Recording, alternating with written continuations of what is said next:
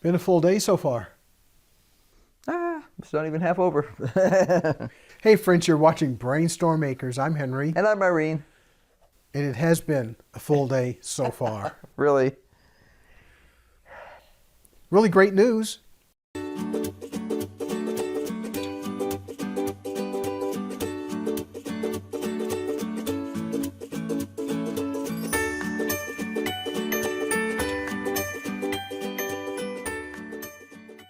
At least from my perspective. Ah. I finally got that water pump in the water truck. Mm-hmm. I had somebody who is busy starting a roadside service business for big trucks who did his trial run for his service truck here to our place.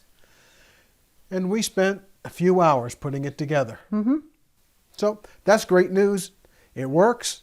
I have a couple of other little leaks to fix now, but they can wait.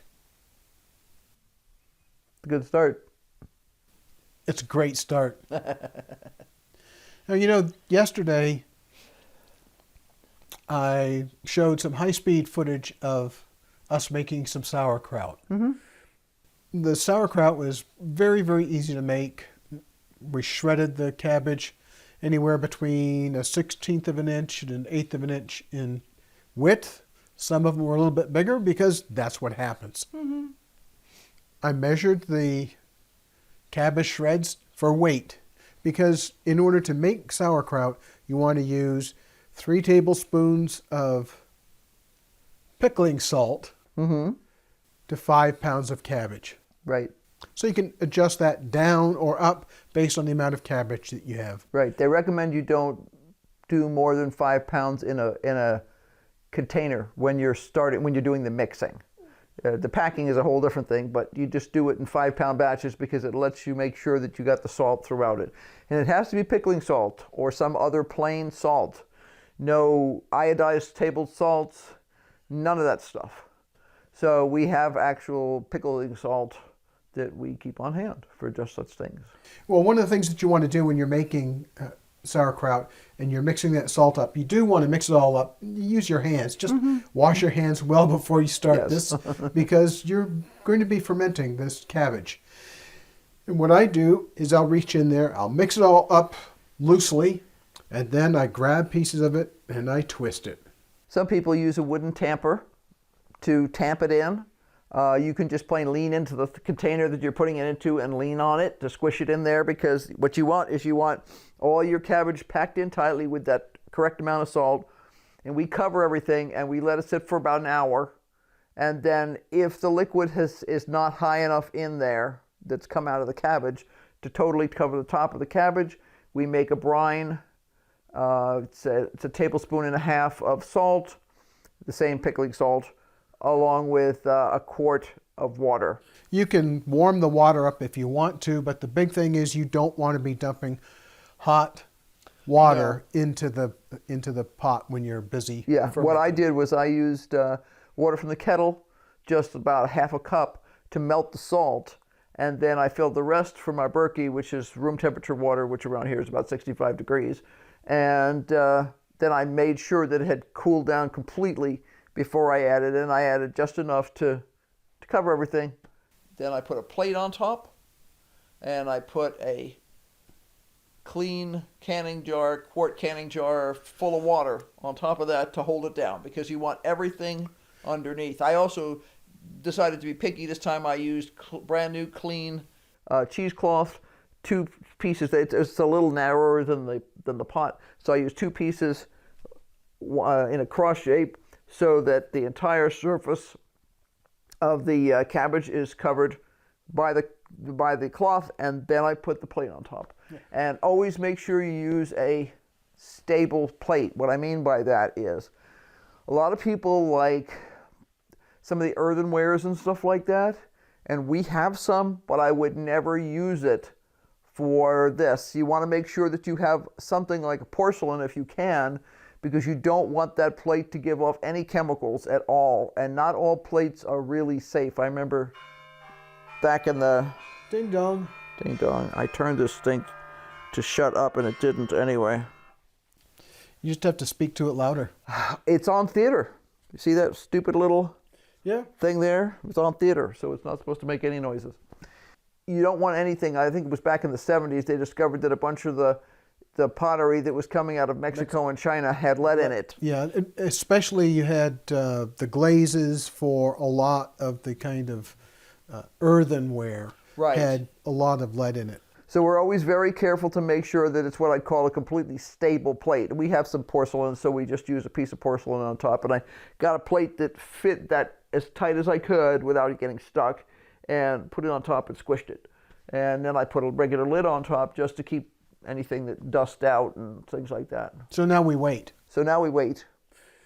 I'm going to check the progress of the fermentation every day to look for any kind of mold that will grow up on the top, because that will happen. And you just have to skim it off and discard it. So you want to make sure that the cabbage does not get above the water level. You want to make sure the cabbage stays submerged. Right. So that's why I have both the cheesecloth on there and also the plate that's being held down, because I want everybody underwater.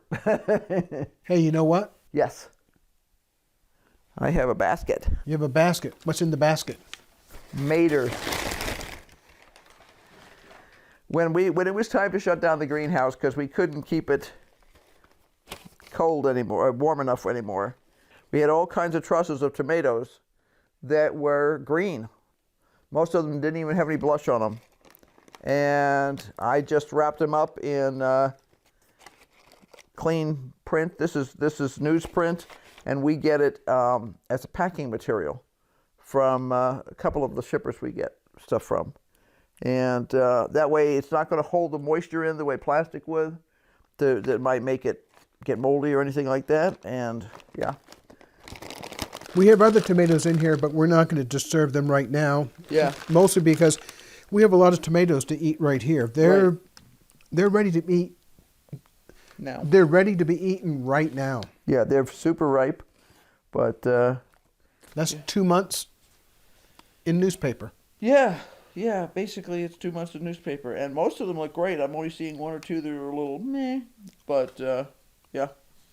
You know, they're a little on the soft side, but they still taste great. They've been living in the kitchen the whole time. I don't really have a good place to stick something like this, so I left it where I could see it every day.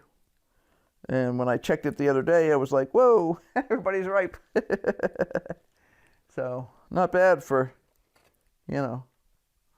February. Let's see. So far, we're almost 12 hours into our day. I worked with Moose to get the water pump in. We just talked about the sauerkraut. We're just talked more about tomatoes. And you've been doing something mysterious in the kitchen. Yeah, but I'm not going to tell anybody what that is until I've tried this recipe. I have my doubts about it. But I have other recipes, so if I don't like this one, I'll try another one. I have faith. I don't. I didn't like the way the dough turned out, and I actually had to add more water to it. And I'm still not confident that it'll be as nice as I want it to be. So I have other recipes, and if this one doesn't do what I want it to do, I will make a different recipe. More experimentation. Yeah, yep. And when I get a recipe that I like, I'll share it. You know what time it is? Yeah, it's time to get on to the last of the bits and pieces. I got lots more to do today before it's time to roll things up. We're supposed to hit 17 degrees tonight. So I've already shut the greenhouse, and I have all the plants in there covered with row covers. Once the temperature drops down more, because it's still fairly warm, yeah, it's in the 40s now, I will wait until it's cooler than that, and then I will turn the heater on. And that's all we're going to do. I harvested one cabbage today because it was ready. And coleslaw, I think. Maybe. You might be using it for your super secret experiment. I will probably not let you have the whole thing. I'll probably take half of it because I want the flavor. It's a specific flavor profile. Well, thanks for watching. Don't forget to hit like, subscribe, and ring the bell for notifications because obviously there's a ton more going on. Oh, and to anyone who celebrates, Happy New Year. It's the Lunar New Year. Gong Hei Fa Choi. Yeah. Yep. Say goodbye. Okay, until next time. Bye. Bye. Keep brainstorming. That's what I'm doing in the kitchen right now.